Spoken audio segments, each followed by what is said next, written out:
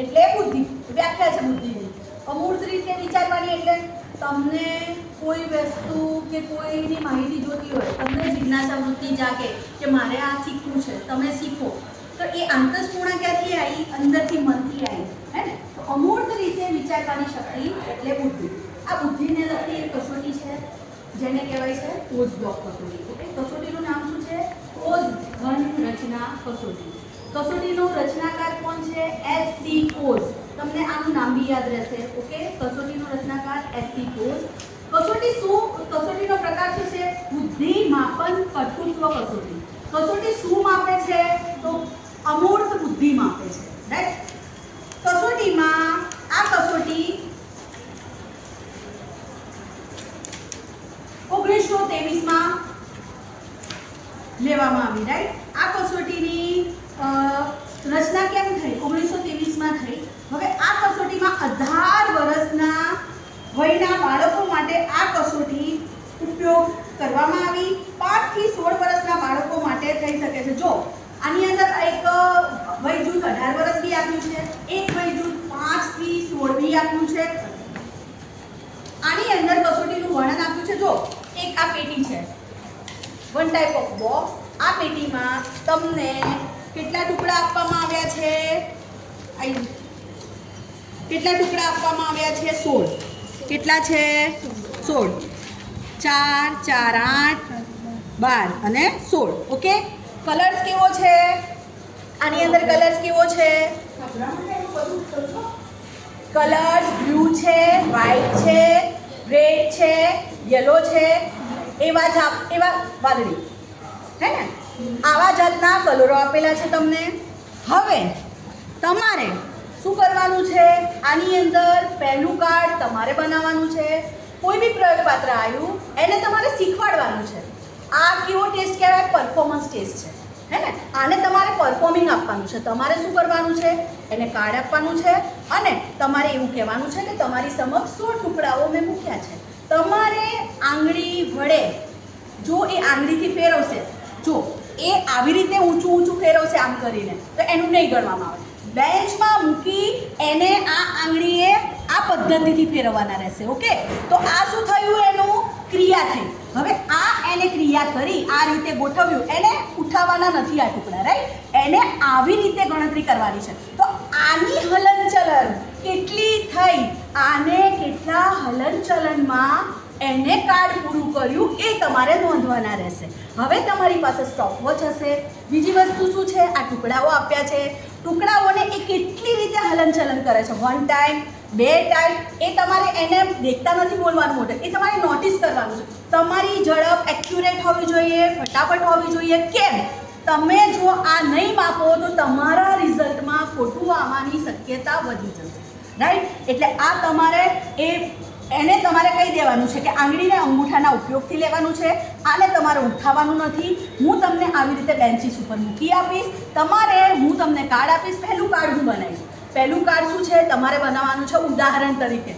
બાળકને કે છોકરાને નવું પ્રેક્ટિકલ છે ખબર નહીં પડે, એટલે તમારે પહેલું કાર્ડ બનાવીને આપવાનું કે ઉદાહરણ તરીકે તમને એક કાર્ડ બનાવીને આપું છું. બાકીના ટોટલ કેટલા કાર્ડ છે? 18 કાર્ડ છે. પણ આપણે એક કાર્ડ યુઝ કરી લીધું એટલે આનું રિઝલ્ટ ના ગણાય. એટલે તમારે ટોટલ કેટલા કાર્ડનો ઉપયોગ કરવાનો છે? 17 કાર્ડનો ઉપયોગ કરવાનો.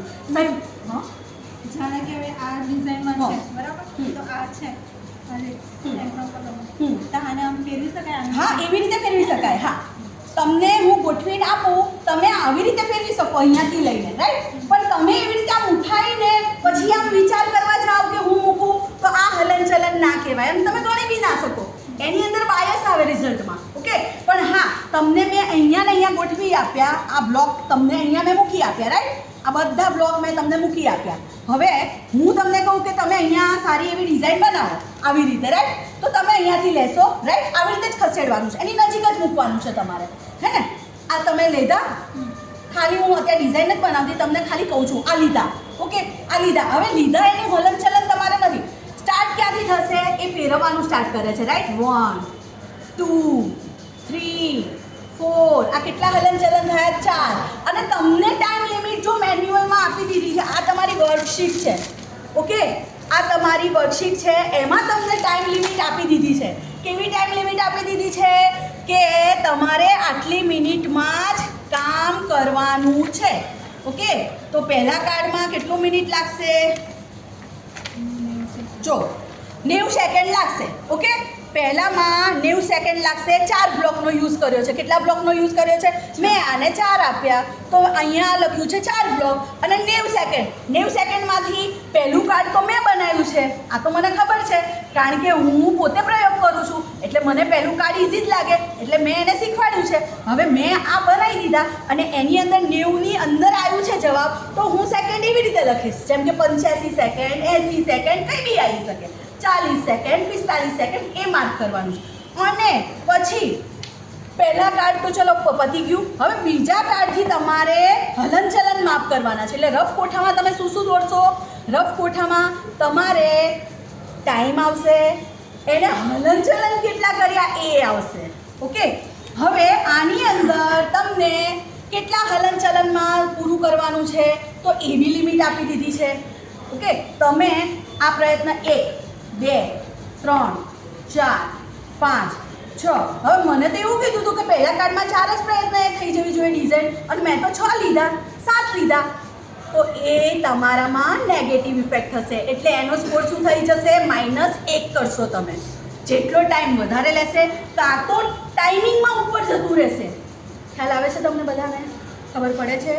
ટાઈમિંગમાં ઉપર જતું રહેશે એટલે ટાઈમ વધારે લઈ લીધો. 90 સેકન્ડ હતું અને 90 સેકન્ડમાં એને 100 સેકન્ડ લઈ લીધી, તો બી તમારે નેગેટિવ 1 માર્ક મૂકવો પડશે.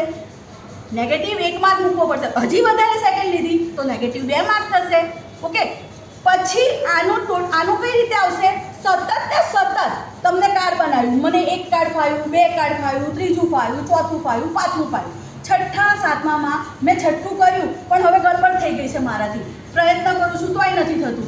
હું મારા આ પ્રયત્નય વધી ગયા, હલનચલનની સંખ્યા બી વધી ગઈ અને મારાથી બનતું જ નથી. તો એક નિષ્ફળ ગણશો તમે, ગણશો ને નિષ્ફળ, તો મારું છઠ્ઠું નિષ્ફળ ગયું. ઓકે, હવે મને છઠ્ઠું નહીં, મને 7મું આવડ્યું, 7મું કાર્ડ મને ડિઝાઇન આવડી ગઈ.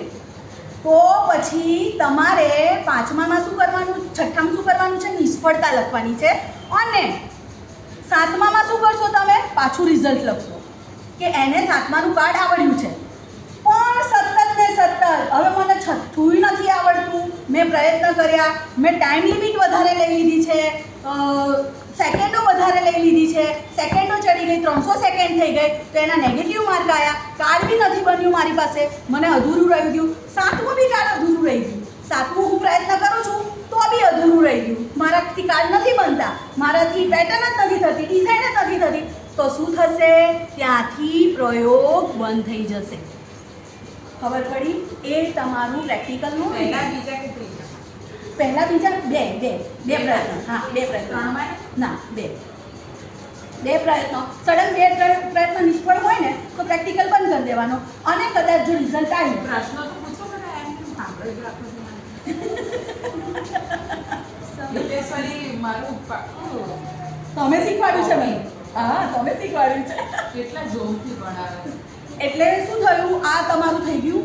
ઓકે, હવે આ તમને એવું થયું કે મારું સ્કોરિંગ, હવે બેટા બંધ કરી દો આટલું.